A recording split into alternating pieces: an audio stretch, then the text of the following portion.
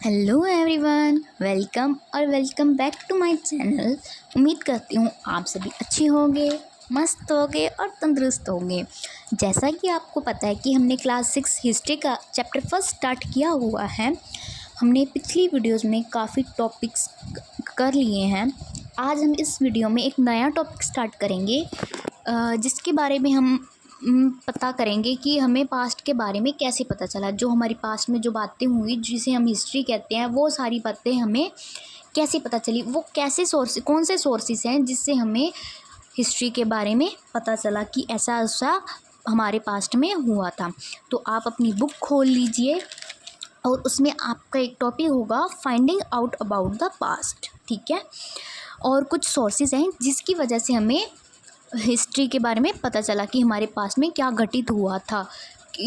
तभी तो हमें कई हज़ार साल पहले वाली बातें अब पता चल रही हैं।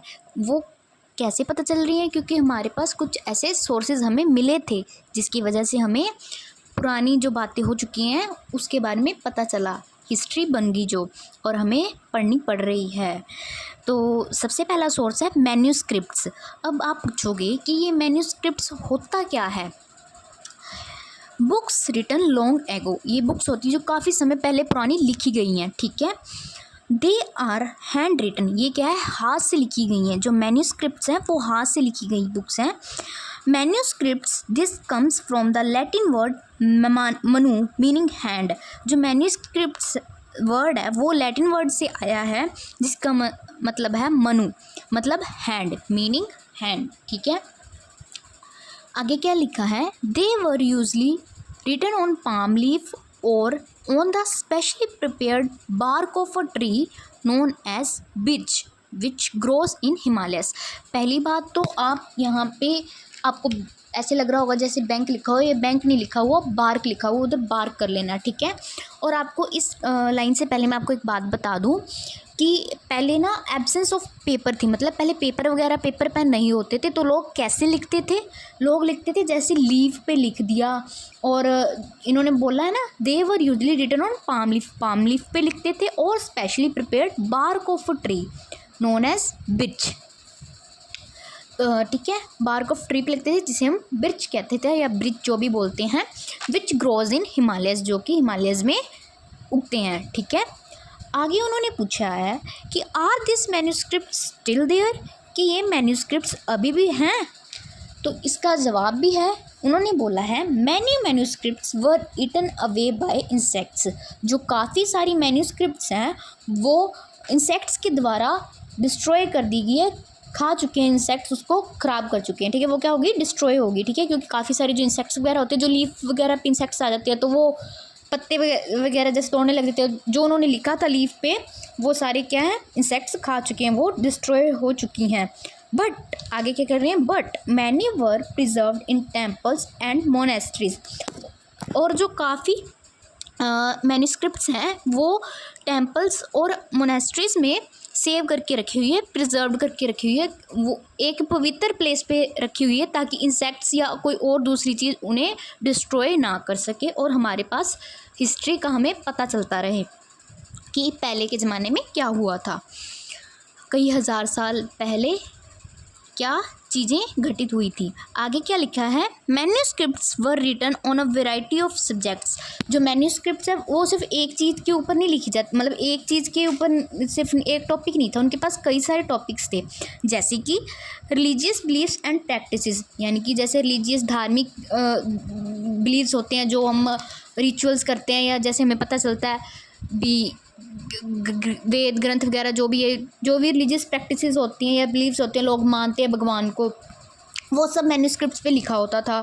द लाइव्स ऑफ किंग्स, जो पहले के राजा महाराज थे वो कैसे अपना जीवन व्यतीत करते थे, उनके ऑर्डर्स के बारे में भी लिखा जाता था। मैन्यूस्क्रिप्ट में ये सब चीज़ों के बारे में लिखा जाता है। आगे क्या कहते हैं? मेडिसिन एंड साइंस, जो मेडिसिन दवाइयों वगैरह और साइंस के बारे में भी लिखा जाता था। आगे क्या है? एपिक्स, पोइम्स एंड प्लेस, जैसे वो बोल रहे हैं कहानियाँ, पोइम वगैरह, और एपिक्स जैसे महाभारत, रामायण, उनके बारे में भी मैन्यूस्क्रिप्ट्स के ऊपर लिखा जाता था, ठीक है। आगे क्या बोल रहे हैं वो? Many of these manuscripts were written in Sanskrit, Prakrit and Tamil. काफ़ी सारी जो मैन्यूस्क्रिप्ट्स हैं वो संस्कृत लैंग्वेज में भी लिखी हुई है, प्राकृत में भी और तमिल में। जो संस्कृत लैंग्वेज थी वो क्या है, वेल एजुकेटेड जो पीपल थे तब के टाइम पे वो मतलब उनको समझ आती थी और वो उनकी द्वारा लिखी गई थी, ठीक है, उनके द्वारा उनको आती थी तो उनके द्वारा मैन्यूस्क्रिप्ट्स लिखी गई थी। और जो प्राकृत थी वो क्या था, लोकल लैंग्वेज, मतलब जैसे हम लोकल लैंग्वेज होती है उस लैंग्वेज में लिखी होती, और तमिल लैंग्वेज का भी यूज़ करते थे। और आगे का सोर्स है इंस्क्रिप्शंस। नेक्स्ट सोर्स उन्होंने बताया है inscriptions, writing engraved on hard surfaces such as stone और मेटल। ठीक है, जो इंस्क्रिप्शंस क्या होता है, जैसे कोई हार्ड सरफेसेस होते हैं जैसे स्टोन और मेटल, उसके ऊपर इंग्रेव्ड की जाती थी, उसके ऊपर लिखी जाती थी, ठीक है, जैसे स्टोन पे और मेटल पे लिखी जाती थी, फिर वो मिटती थी नहीं।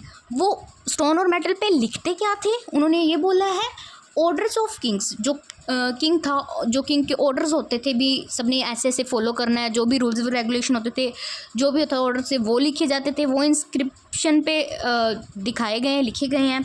लाइफ ऑफ द पीपल, लोगों की ज़िंदगी के बारे में लिखा जाता था, जैसे कि किंग क्वीन एंड अदर्स, मतलब राजे महाराजों की ज़िंदगी के बारे में लिखा जाता था, और कई लोगों के बारे में भी लिखा जाता था। Record of victories in battles, जो विक्टरीज़ हम जैसे बैटल अगर हम जीत जाते हैं और उसके बारे में भी इंस्क्रिप्शंस पे लिखा जाता था, ठीक है, वो सभी रिकॉर्ड करते हैं, मतलब रिकॉर्ड एक बनाकर रखते थे, ठीक है।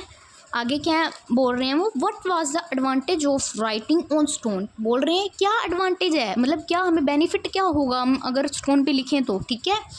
तो सबसे पहली बात कि वो डिस्ट्रॉयड नहीं होंगे, ठीक है, जैसे हमने पहले मैन्यूस्क्रिप्ट्स के बारे में पढ़ा, वो डिस्ट्रॉयड हो जाते थे क्योंकि इंसेक्ट्स खा जाते थे। अब इसमें क्या है, अगर हम स्टोन या मेटल के ऊपर कुछ लिखते हैं तो उसका क्या फ़ायदा होगा, हमें क्या एडवांटेज मिलेगी कि वो डिस्ट्रॉय नहीं होंगे, पहली बात तो, ठीक है। सर्वाइव फॉर लॉन्ग टाइम और टर्म, ठीक है, ये काफ़ी लंबे समय तक चलेंगे, ठीक है, इसको, क्योंकि ये जल्दी तो डिस्ट्रॉय होते नहीं है। आगे आपकी बुक में एक पिक्चर बनी होगी, आप उस बुक में अपनी पिक्चर को देखना, उसमें क्या लिखा हुआ है, एन ओल्ड इंस्क्रिप्शन, ये काफ़ी एक पुरानी इंस्क्रिप्शन है। This inscription dates to about 2000 to 1500 years ago and was found in Kandahar present day Afghanistan, ठीक है, ये मतलब काफ़ी ईयर्स एगो ये मिली थी, ठीक है, और वाज फाउंड इन कंधार में मिली थी, प्रेजेंट जिसे हम बोलते हैं अफ़गानिस्तान बोलते हैं जिसे, ठीक है, अब कहाँ है Afghanistan. It was inscribed on the orders of A ruler named Ashoka, ये अशोका के द्वारा बनवाई गई थी, इंस्क्रिप्ट की गई थी, ठीक है, ये जो इंस्क्रिप्शन थी, ठीक है। आगे क्या है, this inscription was inscribed in 2 different scripts and languages, ये जो इंस्क्रिप्शन है ये क्या है, 2 डिफरेंट लैंग्वेजेस में इंस्क्राइब की गई है।